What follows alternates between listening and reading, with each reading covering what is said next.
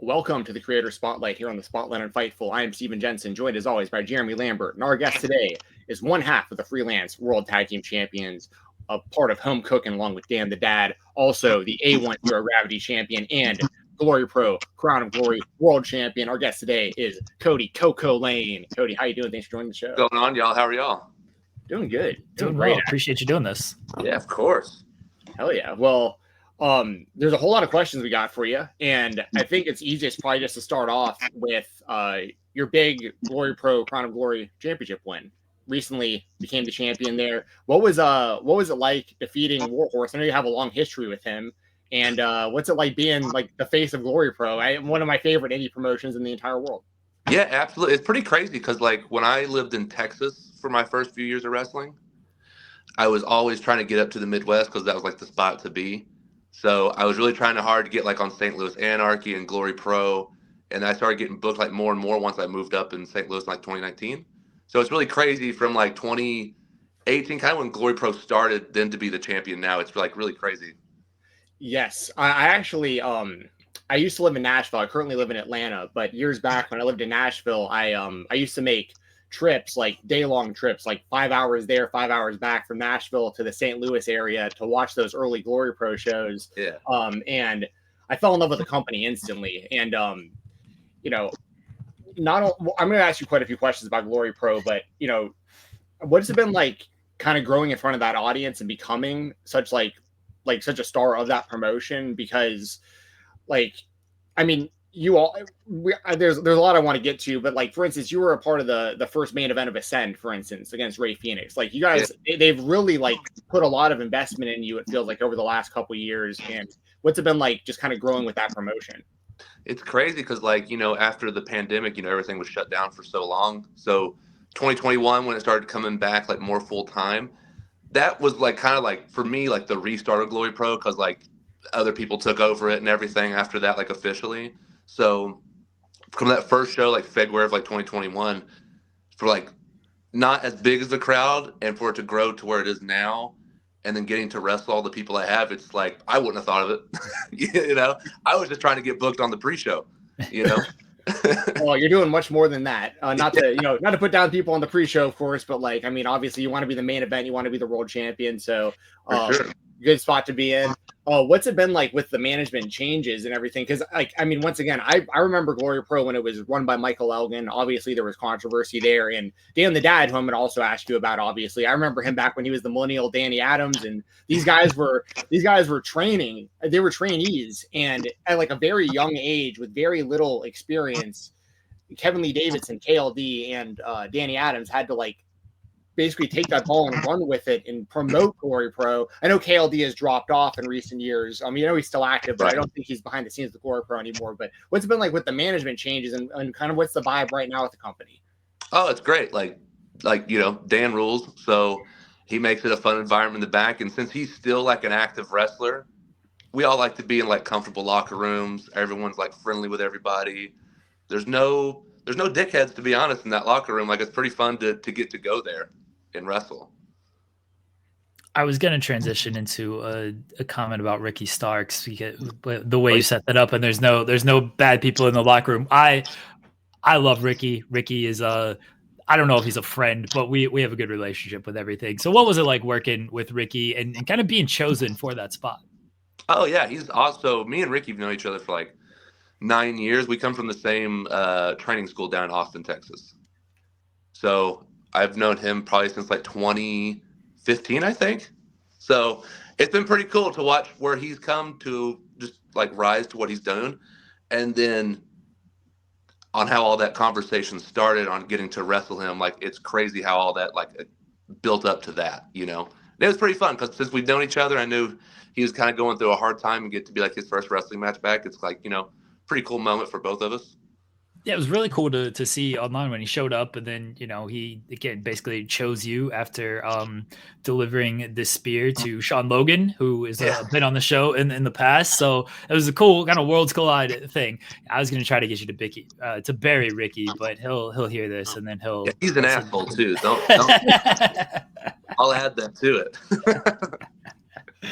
We love Ricky. I wish him the best. Would like to see him on television a whole lot more. Yeah, for sure. Yeah, hopefully soon. I don't know.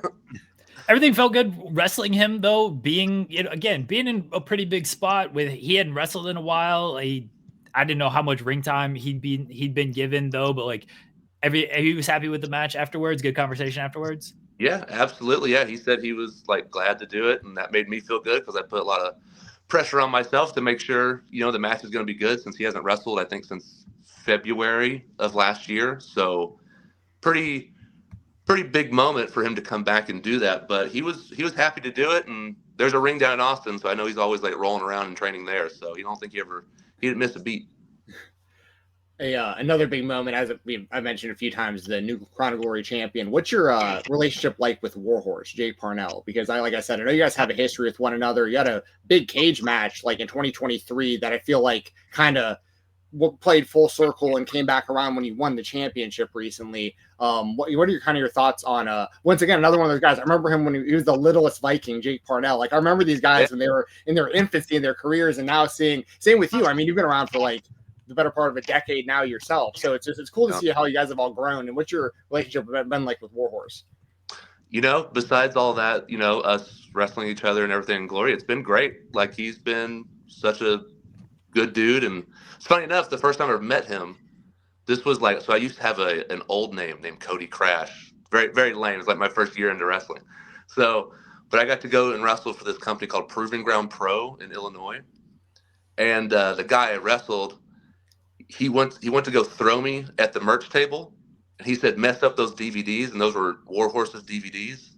And I flew myself on the table, and he got mad and picked it up and threw it on top of me. So that was our first meeting.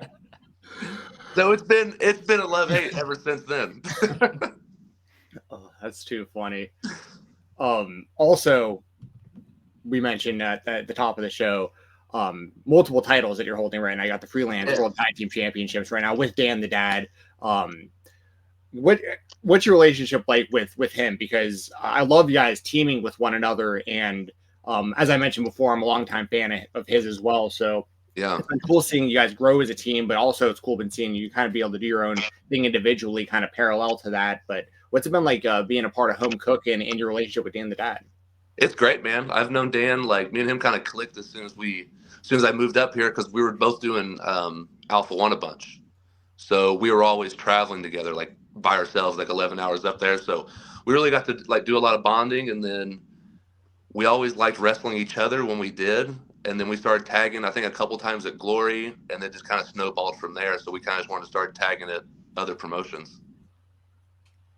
How'd you really like get started into wrestling? First off, like training, and then second, as kind of a follow up or a go with, just as a fan, like what hooked you possibly growing up? Yeah, so I was like 9 years old, and my best friend at that time, who got me into wrestling, he showed me a VHS tape of Jerry Lynn versus Rob Van Dam. And yeah, pretty good introduction, not bad. And and then ever since then, he was like, "Oh yeah, there's this thing on Monday nights called Raw," and then I just started watching that, and then I fell more in love with TNA as like a couple years got into it, around like 07, 08.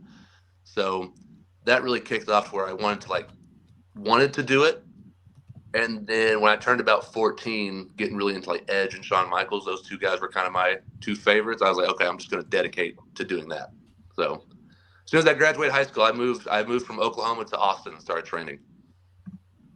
And like who were your trainers, and were there any other people that you trained with? I know you mentioned like Ricky Starks, like from like a similar area and stuff, but did you have any other like notable trainees at the same time? So ACH was there for a little while, and I trained under him for a few years. He kind of took me on the road and kind of taught me, a little bit more how wrestling works, so I learned how to bump at my school, and then he learned me how to like actually wrestle. So so yeah, he was good. And then another guy named Jojo Bravo, he's awesome. I don't know, he's a Texas wrestler. So him, Jojo, and Ricky, those were kind of like the three guys who really helped me out a lot. We never know if cage match is accurate or not, because it's sometimes a bit all over the place. But was your first match actually at TCW in a tag team match, you and Richard Reason versus the Lost Souls? No. Okay. I wrestled a guy. So February 21st will be my 10 years this year. So I wrestled a guy named Quentin Lynch in an old auto body shop in February in Austin. So that was my first match. Please tell us more about that. Yes. Yeah, so that's where I started training at. I trained in a pretty much just a tin building. It was just an old auto body parts spot. And then I remember the day we moved in.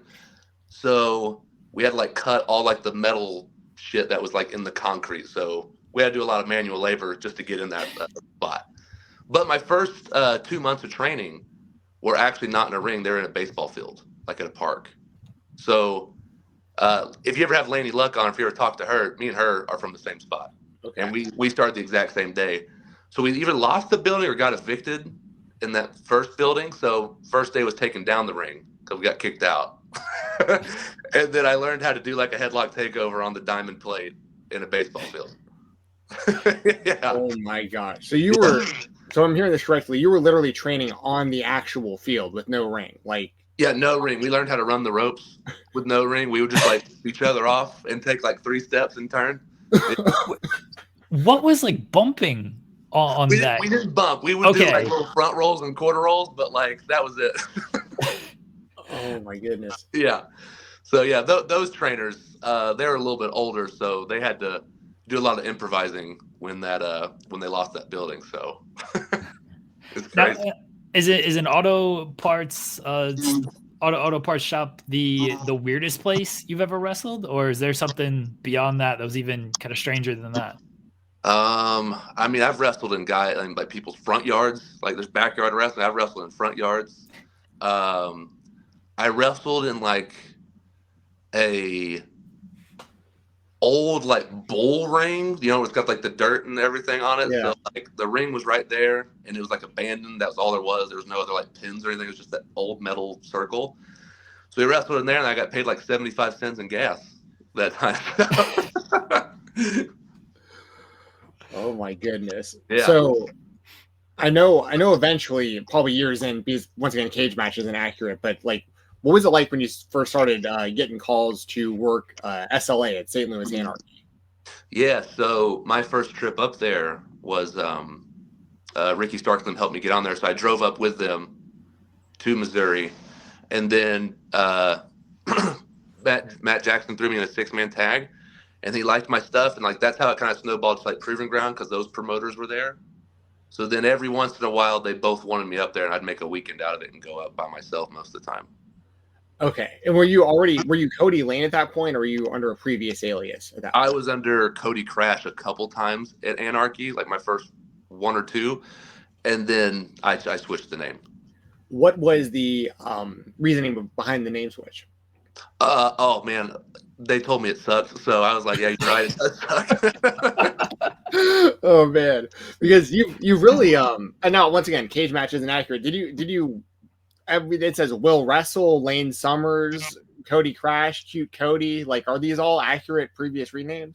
So yes and no. So Cody Crash is real. Kody Lane's real.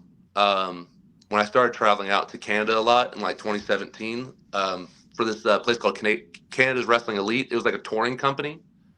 So I would wrestle like 21 days in a row, like every single day. And it was just like from town after town. It was kind of like just like the old days of traveling, which was pretty cool. So there's this guy, me and him were a tag team up there, and he did like a very flamboyant gimmick. And he just decided to give me that moniker, and I was like, whatever. So like, I never acknowledged that, like the cute Kody Lane. And then Lane Summers, AEW kept like messing up my name when they would put me in those matches. So, Gotcha.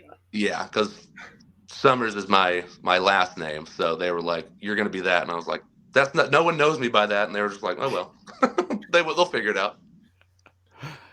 How about I know Jensen mentioned Will Wrestle. Yeah, so I did that. Old wrestling up in Detroit. Yes. I did Will Wrestle there. I pitched it to Ricky Shane Page, who's really good friends with the promoter Justin Knott, and he rules. So they were down for it. I went to like Muncie, Indiana, and then that's where I debuted Will Wrestle. What was RSP's name in that promotion? Do you remember off the top of your head? Judge Hugo. That was it. I was like, I knew it was something strange like that. I remember him doing that while he was the reigning GCW World Champion, on like during like the Collective or something. And I was like, this is completely different than what I'm used to seeing in GCW. So in Thursday, during WrestleMania weekend where he wrestled Nick Gage, that Thursday of the kickoff, Will Wrestle and Judge Hugo wrestled each other. And then that death match against Nick Gage. You did. You're the match I'm thinking of. That's so funny. That's so funny. Oh my goodness. I forget about that match until people bring it up, and I always laugh. It was so funny that we did that. Oh my goodness. We also, obviously we mentioned at the top of the show, you're currently the A1 Zero Gravity champion as well. Oh yeah. What's it been like going up to Canada, working for Alpha One, Ethan Page, and the whole crew up there, and being a big representative of that company as their 0-1 champion? Or sorry, Zero Gravity champion. So yeah, it's like similar to the same thing to St. Louis Anarchy. I really wanted to get up into Canada more after I kind of stopped doing those tours. So I met a friend named Shane Saber, and he put me in contact with Ethan Page, and he booked me like 2018 in like a scramble match. So, and I was just like fell in love with like Toronto and Canada and wrestling for A1 because that crowd's like awesome. So ever since then, I was like, okay, I'm moving to St. Louis and I'm going to try to wrestle up there. But funny story, 3 weeks before I was supposed to like debut for Alpha One, I dislocated my elbow. So if you ever go back and watch that match, like 2018 in like February, I just have like this huge black brace on my arm. And it's like not moving. So like I had to wrap it as tight as I could because I was like not missing that show. How did you break your elbow? Some guy in Louisiana picked me up for like a brain buster, and instead of like falling back, he just like went just like dropped me, and as you like land on my head or like put my arm out in front of me, and then just like popped right out. Yeah, gnarly. Yeah, and they put me in an ambulance and like drove me like 10 minutes down the street to a emergency room. Yeah, it was bad, but oh well. I got to wrestle. I said, yes. I would say still wrestled through it. Will wrestle and still wrestle. Yes, Will Wrestle never opts to not wrestle. Oh man. Tell me about your sentons because it's sweet looking. Oh, thank you. That's all. It's not really a question. I guess tell me about it. But like, you do a really good like senton. I know you did the one, kind of the springboard one over against Shane Mercer. In the lace match. Yeah. But just the other ones as well. I do one like off the top rope and then just going on the ring apron, jumping outside. Like so, just your sentons. Like it looks really good. Yeah, man. I don't know. Like when I started wrestling, I wasn't a fan of like the senton move. I was just like, whatever. And then I saw Chris Hero doing them, and he would get really high and jump. Like, and I thought those were beautiful. And I was like, wow, I got to kind of start, like, not emulating that, but I was like, okay, he makes it look really cool, and it looks devastating. So I'm going to try to do that and kind of make it my own. So that's why I started kind of doing it from the outside, doing the top rope one, and just all these different variations. What about some of your other moves? Because I've been saying this a lot lately because it's been kind of like a talking point in the wrestling community. Like if it's cringe or not to say someone has a cool move set, like the word move set has like become weird almost. But I think you have a sweet move set. You have some really innovative moves. And Jeremy mentioned the senton. I've never seen anyone else do like the electric chair into the tombstone the way that you do. I don't think I've ever seen someone do a full Nelson big swing the way you do. Even your lion salt, the one-legged off the top rope is like, it's unique. How did you come up with this stuff? You know, a lot of like, thankfully I got like friends who are smaller, so they're my guinea pigs when we go to like the training ring. So like, and they trust me and they're down. So like, that's how we, Ethan Price is one of my really good friends in wrestling, and me and him are always trying to like come up with something together. But as soon as we like the electric chair tombstone, I said that jokingly, and then I was like, maybe it can be done. So we just started doing it. So, then, sorry. I was just asking like how much practice goes into that, like before you actually execute it in the ring, or if everyone just trusts that you can land it, one shot, first try. So the first time I did it was to Ethan Price. And we practiced that day of because we joked about it that day. We were like, why not? And then every time if I ask to, like, if I pitch it, we always, make sure it's not dangerous or anything. And I didn't mean to cut you off. Did you have more to elaborate on as far as like coming up with those moves? No, but I was gonna say about the one-legged moonsault. This was during COVID when we were all just like, that's all we had to do was like train in a ring. So since there was no shows, so I was getting really like trying to do like jump to the top rope with both feet, and then Dan the Dad suggests I only do it with one foot because no one else does it, and then we practiced that for like weeks until I got it down. So Dan the Dad is thanks for that move.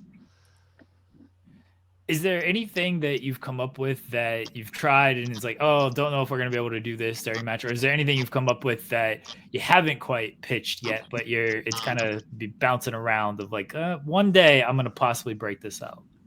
So the electric chair tombstone, after I gave it to like a close friend, like, since we trust each other. But when you meet other people that you've never met before and you say, hey, can I pick you on my shoulders and then flip you on your head? That one was like the weirdest one to pitch to people because like they don't understand it. Like at first, like visually, they don't see what I mean. So every now and then I got to show them a video and see like, hey, it's not too crazy. I got kind of a random question that kind of goes along with you as, whatever you want to call yourself, Coco, Southern Flamingo, whatever you want to go by. Where do you shop at? Like, where do you get, like, how do you come up with like your gear and stuff? Because you have like a super unique look. So my wife helped me. She's a seamstress, so she helps design all my gear. So all the really cool shit that you guys see, like that's all her. So I'll pitch an idea and she'll make it better. Oh my gosh. Yeah. Well, that's super convenient. Yeah. Yeah. Do you have sorry, just to follow up on that, it shows if somebody has like a wardrobe issue, it's like, oh, Cody's wife, they got you. Does she run around at shows helping people out sometimes in a pinch? Right now she's my private seamstress. So. Oh, okay. I don't know if we just outed something. Now people are going to read it or hear this and be like, oh, you know what? Cody's wife might be able to help you out. How did you develop kind of the whole current persona that you have? Because it's not just the look in the clothes, which once again I think are very unique and really help you stand out, but it's also the way you cut promos, vignettes, and those kind of things. Sugar, the way that you speak, everything just a little. You're very unique, and I think that's a very important thing in professional wrestling. Like, how did you kind of formulate the entire character of Kody Lane? Yeah, so right before the pandemic hit, I was kind of feeling just stagnant a lot, and my last match for everything shut down was against Rohit Raju. So during that match, I really just felt like not like myself. I was like, what I'm doing now, I just feel like I'm just like a plain looking guy, just trunks and that's it. So everything shut down. You got time to think about stuff. And like for years, everyone tell me just to be myself, which is just, a very loud redneck who says crazy shit a bunch. So, all those things that I say, like, either I learned it from my uncle or my grandpa. So like all of it's from, from that place, And then my wife as well, she started helping me like come up with the character and stuff like that. Cause she's really big into like, she's the one who showed me like what a nudie suit is, what I wear today. So yeah, a lot of brainstorming. So when I came back, I used to wear like a crust punk, like really like Southern religious looking, like crust punk jacket. So that's the start of it all. It was right there. What was kind of COVID like in the pandemic like for you? You mentioned like you were able to sort of work on your character, but how did you like say mentally like well during that? Because I think for all of us, like it was a tough time mentally for a lot of people, but like how did you just kind of manage to almost bide your time and just wait for things to recover and then where you could go back out and show everything that you'd been working on? Yeah, honestly, like at first it was tough. It's kind of, jarring, obviously, like you can't go nowhere and everything's just literally shut down. Like, you're just kind of stuck. So then, we watched, started wanting to develop the character around like April, May-ish. And then we watched a lot of stuff to grab ideas, a lot of RuPaul's Drag Race. Oh, hell yeah. All right. Sorry to cut you off. No, you're good. That's Jeremy's world. That is Jeremy's world. Yeah, he's all about it. Yeah. So I love it. It's awesome. And then, I was really wanting to get into promos in that character, and during that time, people like Warhorse and Effie and Dan House, and they were posting those really cool promos. So I was like, that kind of gave me motivation to kind of create something myself. That's me. All right, now let's talk some RuPaul's Drag Race. Who are some of your favorites? I love Ginger Minge. Okay. Trixie Mattel, and then Bianca Del Rio. Those are mine. Oh, yes. That's my absolute favorite, Bianca Del Rio. I've seen her live. So fantastic. Oh, that's so awesome. Fantastic. Yeah. Just I'm gonna look them up. You said Bianca Del Rio? Yeah. Okay. The way she just like cuts into people, like the wit and everything, it's so good. Yeah. One of my favorite things is during her season, she's like, "Let me ask you a question.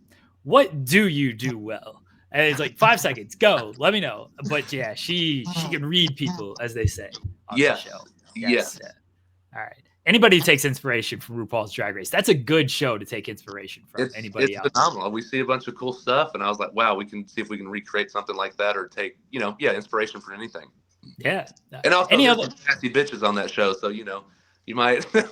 you get some promo tips from them. They'll tell you, you'll learn how to cut people with you'll some of watch the beats of how they cut promos, and you're like, okay, yeah, that works. Yeah. Any other shows or music or just anything whether you take inspiration from or that you like to just kind of watch and kind of downtime with?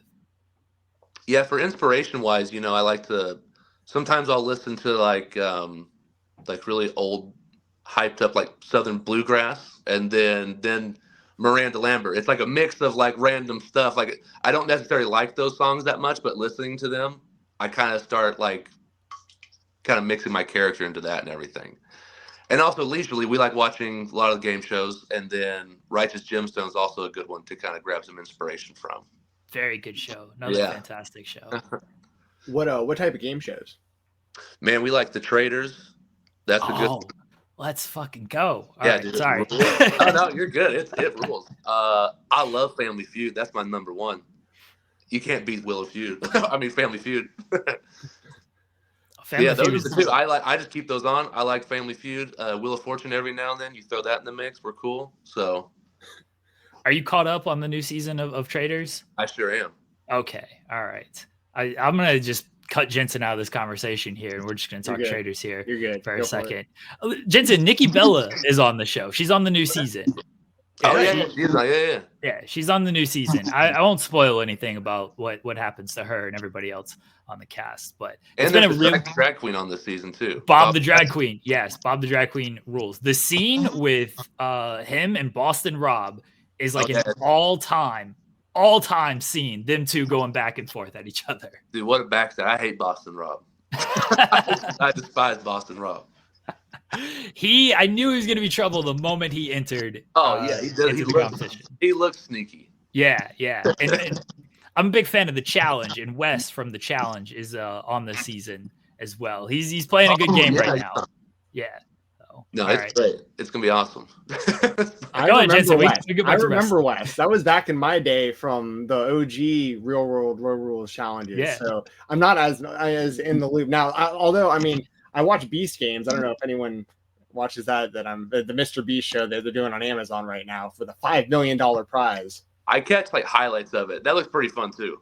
Yeah, it's interesting. It's very it's like a mind fuck. I don't know how else to describe it. Like they're constantly just putting people in positions to have to like self-eliminate off the show to save other people. And then like the people that like there's been multiple, I won't ruin too much, but like there's been multiple people who have literally given up $1 million during the game for other people and then been eliminated by complete randomness like right afterwards.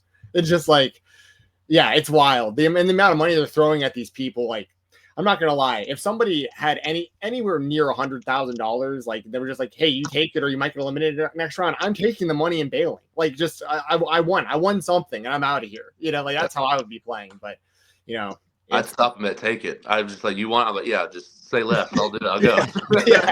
yeah. But being a fan of game shows, I would recommend Beast Games. Like, it might not be for everybody, but it's 9 episodes. I think there's 7 episodes in, and all the new ones are on Thursday. So. There's going to be another one tomorrow or today at the time that this will actually be airing tomorrow on Thursday. So. Oh, cool. Okay. little recommendation there. What other stuff are you into outside of wrestling? Just like any other like hobbies or anything like you collect or anything like that? So I don't really collect anything. I try to get into the Funko Pop world, and it's too hectic. Mm-hmm. So, but I have a lot. I have quite enough to restart that collection soon. But other than that, I got me and my wife. We have 2 huskies, so they keep us busy. We like taking them on hikes. We like going to the movies and a bunch of old style movies and stuff like that. So pretty low key. I don't do nothing crazy. So I think wrestling's the craziest thing I do. I like the dynamic because you like in this conversation, you seem so not as it's like you're different than the Kody Lane character that we see, and I think that's it's interesting getting to know kind of more about you as a person. Like I know Jeremy had asked earlier. I don't know if we got an answer, but who were your favorite wrestlers growing up? Oh yeah, so my top 3 were Edge, Shawn Michaels, and Jeff Hardy. In WWE, but in TNA it was AJ Styles and Abyss. Those are my guys. Yeah. What were you, a Monty Brown guy back in the day? Yeah, Monty Brown was sick. Yeah, yeah. I got the tail into him when I started really getting into it. So, but yeah, he ruled. What's it like seeing Jeff Jarrett like still not only still out there, but like in the mix to potentially become the AEW World Champion in 2025? It's mind blowing. I want to wrestle Jeff Jarrett. He's awesome. He's still going strong. He's not missing a beat at all. And without him, we wouldn't have TNA. So he's the man. That's why I asked. He's the man. I mean, he did independent shots. He's done it throughout the years. I know he did AIW. I think it was last year he did AIW. So I wouldn't rule it out. Him making his way. Ruling out. Hey, anything's possible in wrestling. Yeah. Now. Literally anything.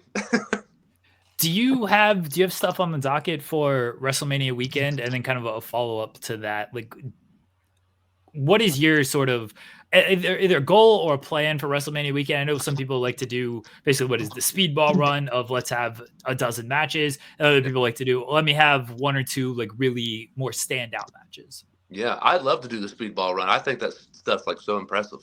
Like, I want those are like things you want to do once in wrestling. Like when I saw him in Dallas during Mania weekend, he had like 14 matches and he was wrestling like Matt Riddle at noon and then Suzuki at 3 p.m. So it's just like an ass kicking after each. It's like you pretty much time me out an ass whooping each time you go out there. So like, yeah, that would be a cool goal to do. I might be out there. So still iffy right now, but yeah, that'd be a cool goal to kind of have 8 to 10 matches during the Mania weekend.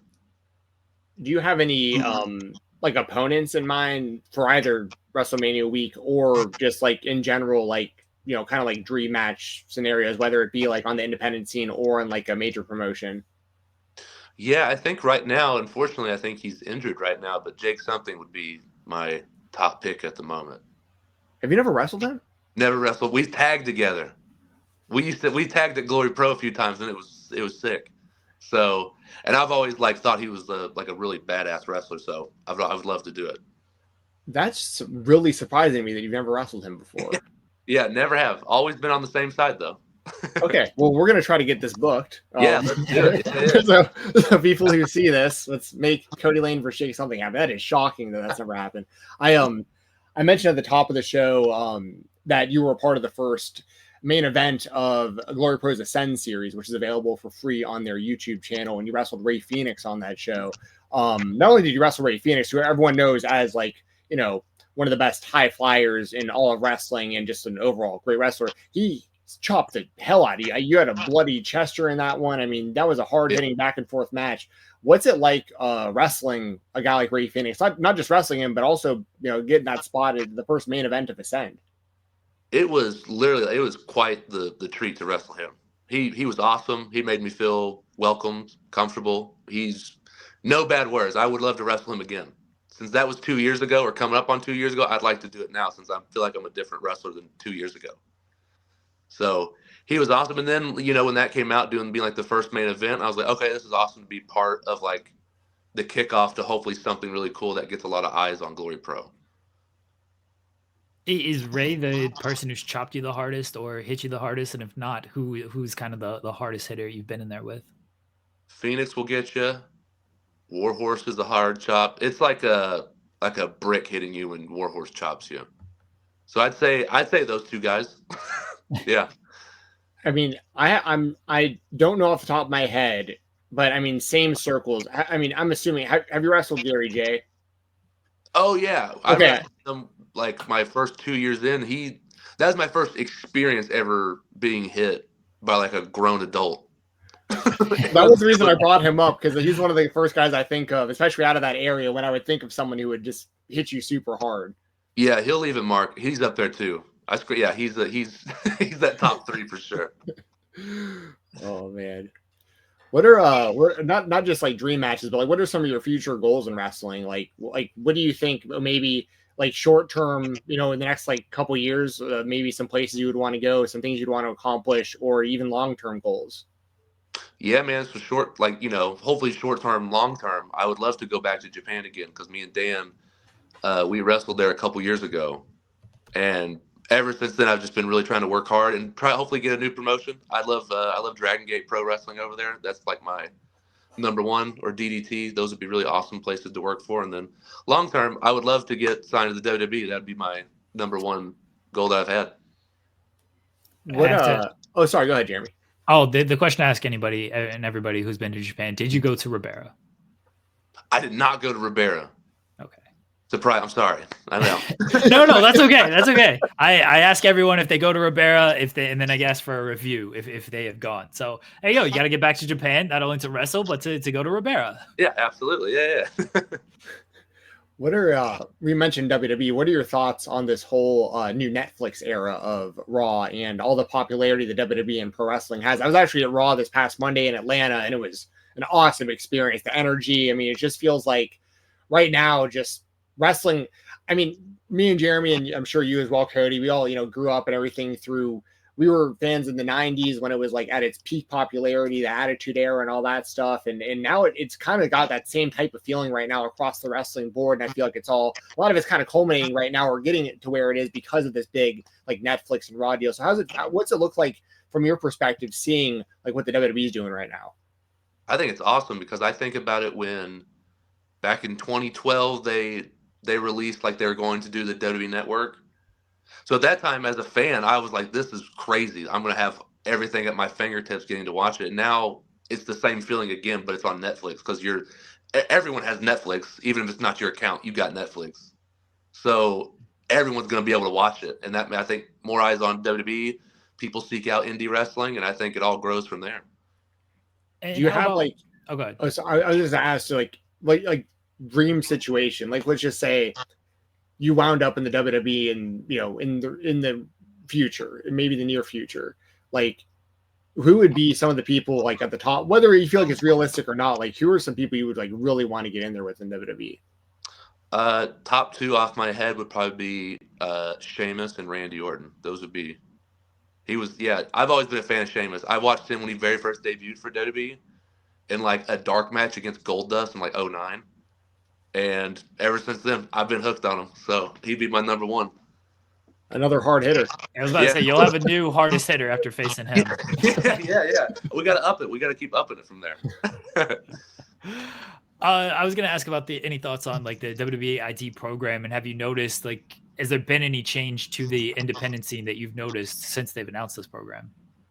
Not really, but I think that's just because it just started.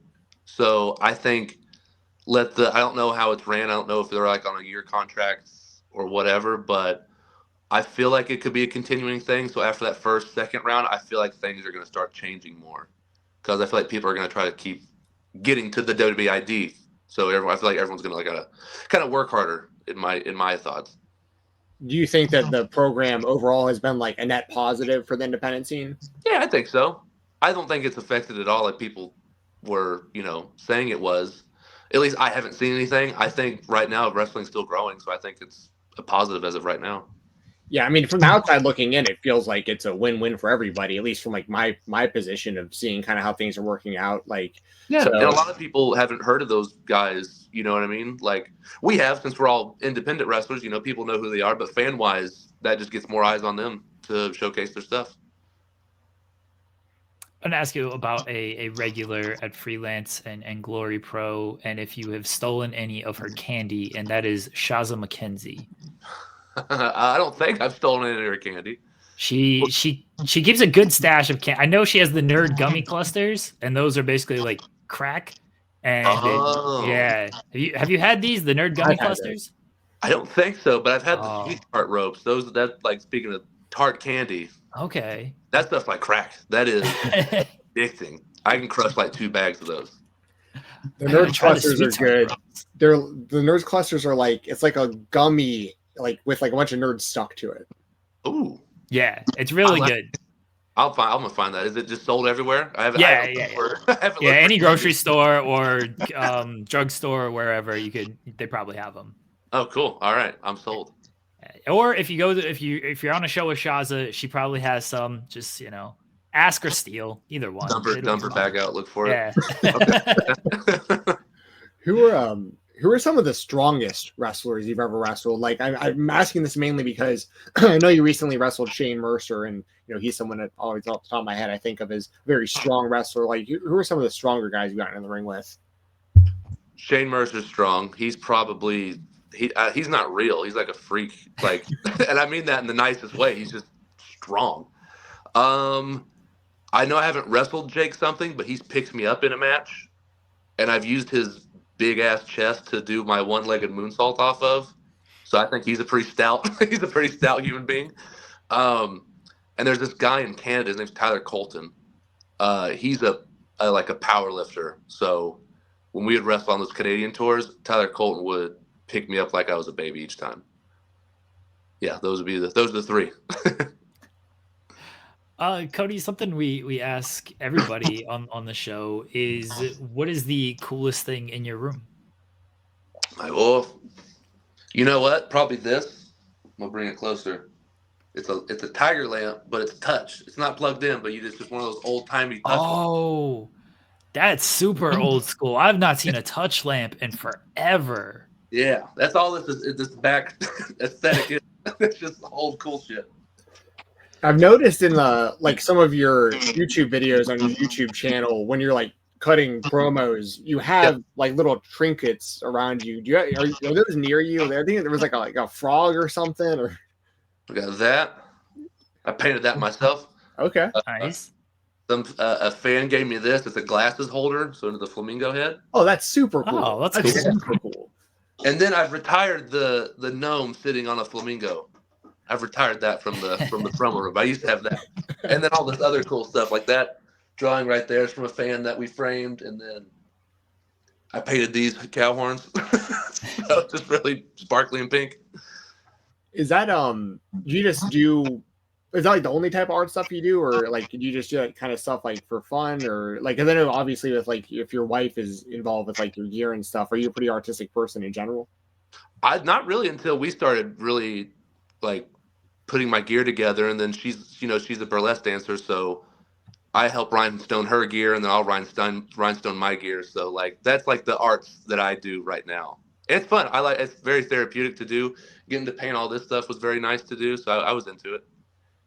Dude, I can't get over that glasses holder you just showed me. That's like the coolest thing ever. Like it's like you're the awesome. Southern Flamingo. You got all this cool gear. You wear shades. Like you got like that's a very thoughtful gift from a fan. I know they thought hard about it, and I was like, wow, this is the coolest gift I've ever received. Honestly.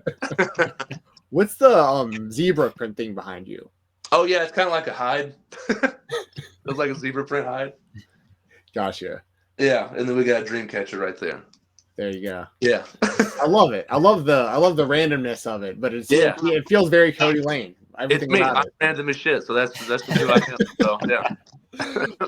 Awesome.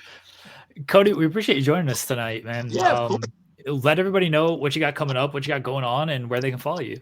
Yeah, so coming up, I'll be at Alpha One this Sunday, February 2nd. And then February 15th, I'll be debuting for Unsanctioned Pro. And then February 16th, the next day, I got Glory Pro, where I'll be wrestling Dak Draper. Nice. Yeah. Again, where can they follow you at on socials? Yeah, Instagram, it's @_ Very Kody Lane. And then on Twitter, it's just Very Kody Lane. There you go. Guys, the links are below. Go follow, go support, go check out what Kody's got going on. And again, thank you again for doing this tonight. We really appreciate it. And absolutely. Guys, we'll be right back here on the Spotlight.